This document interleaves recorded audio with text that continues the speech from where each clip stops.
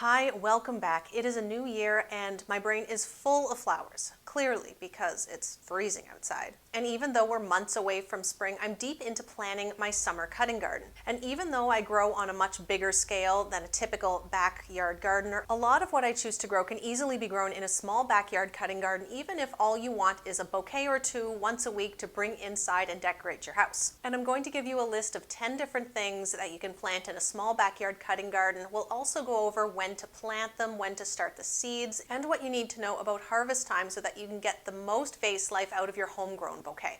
As you find your favorites to grow year after year, try to think about the bloom time so that you know you'll always have 2 or 3 things blooming at any one time.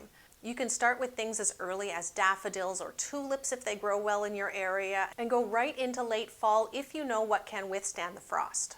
It's also important to think about the height, as a lot of these things on my list will come in everything from your shorter border varieties that will look good in the front of an ornamental bed, or even as companion planting in your vegetable garden. The first thing on my list, which will come as no surprise to anyone who has grown cut flowers before, maybe even if you haven't, is zinnias.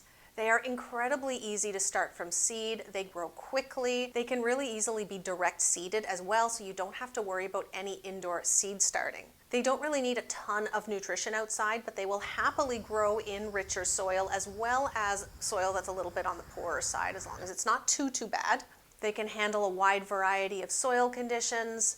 They are also a branching flower, which means as you cut them, they will keep producing more and more buds. These are also really easy to collect your own seed from if that's something that you're interested in, so it's a great investment to make to get a couple of different varieties, and then you can save your own seeds year after year. Keep in mind though that if you have a mix, all of these will cross-pollinate, so you're not really sure what you're going to get, but if you're not picky about flower structure or colors, then that's definitely the way to go. The flowers do need to be fully open before you cut them, and the stem right below the flower head should be fairly stiff. We check this with something called the wiggle test. If you go about 6 inches below the flower itself and give the stem a gentle wiggle, if it's not ready, the flower head will sway back and forth like this. But if it is rigid enough that it will hold up in the vase, when you wiggle it, it will move this way. That flower on top will stay nice and straight. So with the wiggle test, you are looking for this and not this, and then you know that it will hold up in the vase. My all-time favorite is the Queen Lime series, which you really have to see these colors to believe. The Queen Lime Peach and Red are by far my favorites, but you can get the bright green itself and all different shades of these. Next on the list is sunflowers, and with sunflowers, they're also very easy to grow. You can get branching varieties or single stem depending on what you're looking for. If you have a small space, branching is probably best, but you do need to look for pollenless varieties for cutting. Because while pollen is really great for the insects outdoors, for the pollinators, when you're bringing them in the house, you do not want that pollen all over your table, and sunflowers produce a ton of pollen. They will make a mess inside, so look for pollenless varieties. And with sunflowers, you can cut them when those first petals are starting to lift up off of the face to get the best vase life, which is anywhere from 5 to 8 days. Usually 7 is a good bet if you cut them at the right stage. And there's some really great varieties that have been bred too. You can get almost pure white, creamy light yellow, all the way to dark oranges, plums, and even deep reds. Single flowers and double flowers. If you want some really interesting ones, look up Sunflower Steve Seed Company. He's been breeding some amazing varieties of double sunflowers that are only just starting to come to the market. But if you want to order these, act fast because they do sell out fairly quickly. My third pick is a perennial, and that is Rebeca. The wild variety is often called black-eyed Susans or brown-eyed Susans, but Rebeca comes in a ton of different varieties and often comes back as a perennial. It does here in my Zone 6 garden. I've overwintered the wild variety with lovely little sprays of flowers that almost work better as a filler, but some of the newer varieties like Sahara, which isn't really on the tall side but works well for smaller arrangements. This year I'm growing Goldilocks and Cherokee Sunset, which I'm really excited about, and I have those planted outside overwintering right now. A lot of these varieties are hardy down to Zone 4 or even 3, making them a great choice that you can plant in the fall. They direct seed fairly easily as well. And that's a little less seed starting than you have to do in the spring. Bonus of overwintering them, if you can, is that they will often be a lot stronger in the spring and produce more flowers too. With the Rebeca, you want to wait until they are mostly open because they won't mature a whole lot in the vase after you cut them. They don't have to be 100% open, but you definitely want to make sure until most of those petals have unfurled, especially with the double varieties. They last really well in the vase, and you can get 7, even 10 days out of some of them, provided that you pay attention to harvest time. And another good tip with all cut flowers is to harvest them early in the morning. Once that sun hits them and the plants dry out a little bit, they have a hard time rehydrating once you cut them. So get to them early. Cut them as early in the morning as possible, as long as they're not soaking wet. They should be fairly dry, but it should be still fairly cool in the morning. And you'll get a lot less risk of wilting, and they'll tend to give you a better vase life as well. So those would be what you call focal flowers, the big punchy ones that get a lot of attention. But my next picks will all be classified as fillers or greens. And the next one, Snapdragons, is actually classified as a spike flower. Because of its height and the flowers opening from the bottom up, you can cut this when the bottom flowers are just starting to open. For the best impact, you should have about 1/3 of the flowers on the bottom open. Then you'll have nice color and structure, and they will continue to open and mature after you cut them too. I love Snapdragons because they are another one that can be overwintered here for me in zone 6, I think as low as zone 4. They also come in short, medium, and tall varieties, so make sure you have a good look at your seed packs because I've made that mistake more than once. Snapdragons, because they overwinter, flower fairly early. Not early spring, I would say mid to late spring, but they are also cut and come again. Especially if they overwinter, they will start branching right off the bat, and instead of giving you one flower, you'll get many.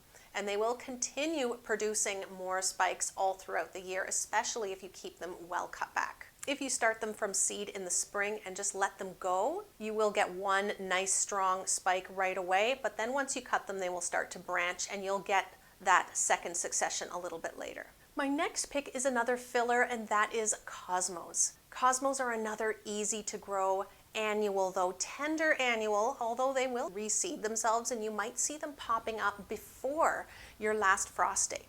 This is common with sunflowers too. Sometimes those tiny little baby sprouts are hardy enough to survive a light frost or two in early spring, but I definitely recommend direct seeding Cosmos. They can thrive in medium, slightly poor soil. They grow so fast, and if you start them indoors, they're really prone to becoming tall and thin, which means very weak.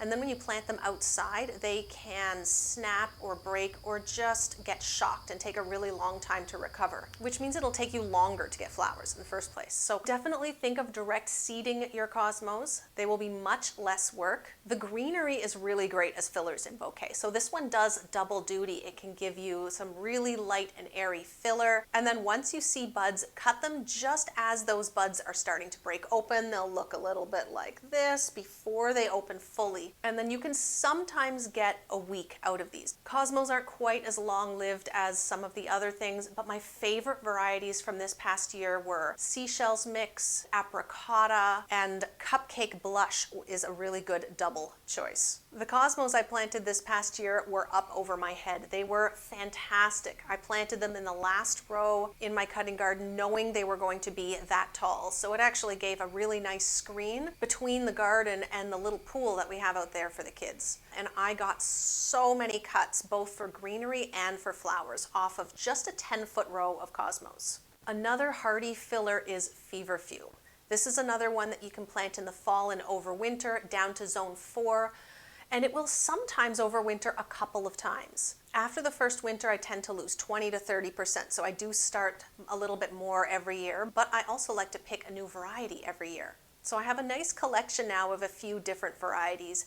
Tetra White is a nice classic one. Magic Lime Green I really enjoyed, and that one dried really, really well too. Now, Feverfew can get nice and tall. It's also listed as a medicinal, although I'm not going to give any info on that today. Maybe we'll save that for a future video. Feverfew gives you a nice cluster of flowers, so it's a great filler, and it comes in just a white to creamy yellow. The Magic Lime Green is a bit of a greenish yellow, but I did really enjoy it. And this is another one that will often produce a second flush of flowers later on in the year. It can sometimes be prone to aphids, but my way of dealing with that is to not. I always get aphids on some of my feverfew, not all, but if I wait a little while, the ladybugs always come in, and before you know it, they've wiped out everything. Last year, they wiped out all the aphids before the flowers were even ready for harvest. So I thought I was going to lose half my patch, and I actually didn't. And it also meant that I had beneficial ladybugs breeding in my garden, which is exactly what you want. You are always going to get pests, and the best way to combat that is to have predators for those pests. So I'm always ready to sacrifice a few things if needed. But luckily this past year, I was still able to use my whole patch. Feverfew should be fairly mature when you cut it. About 80% of the flowers should be fully open, or they can run the risk of wilting when you bring them in. It's another one that's really important to cut it when it's fairly early in the morning and the heat hasn't set in yet. That will help it recover from being cut. But if you do that right, then it can give you a good 7 to 10 day vase life, which is fantastic for a filler. Sweet William is one that I've never quite gotten the timing right. I started a bunch in the spring, but I got it outside too late because it needs to go through a bit of a cold period to trigger it to flower. So I had a big, beautiful patch of green Sweet William this past year that never flowered. Now it's still out there, and I started some more in the fall for it to overwinter. So this is another great one for a cold climate that you can plant in the fall. But if you do plant it in the spring, just make sure you're getting it outside to at least subject it to some amount of cold so that it will trigger it to flower. It comes in a lot of different colors, and it also comes in some really short varieties, so be sure to check your seed packet. This is one that you can cut when it's just starting to open, and it will continue to open a little bit in the vase, and it can give you a really awesome 7 to 10 day vase life. So it is another fantastic filler, but gives you more color choices than Feverfew does. Now my next two picks are a little bit different, and they are weeds and wildflowers. Let's face it, we all have some messy spots in our yard and garden, and we might as well take advantage. There are so many things that pop up that can just be used as greenery or filler, and that's going to vary vastly depending on where you live, of course. So I'm not going to give specifics, but I use a ton of these things just in my own arrangements at home. I'll usually harvest my cutting garden clean, sell it at the farmer's market, and have nothing left. So I'll forage around my yard, bring in whatever looks good at the time, and often I'll find some things that have a really good vase life, and I'll be able to cut a little bit more of that in the future. And if you cut something that only lasts a couple of days, well, you've learned to maybe pick something different next time. But also, it was free, it took no effort, and you can easily go out and replace it with something else.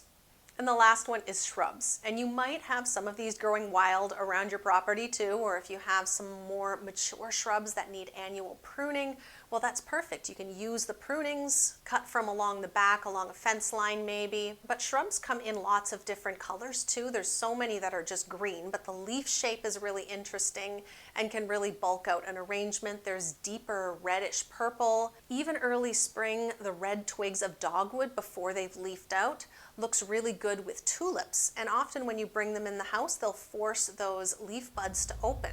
You can easily force forsythia branches early in the spring, and those yellow flowers are an amazing pop of color. But I hope I've given you some great ideas to have a productive and beautiful cutting garden this season. For me, the plans are forming, and I'm even starting seeds this week. So please like this video. Don't forget to subscribe so you don't miss the next video. Thank you so much for watching, and I'll see you then.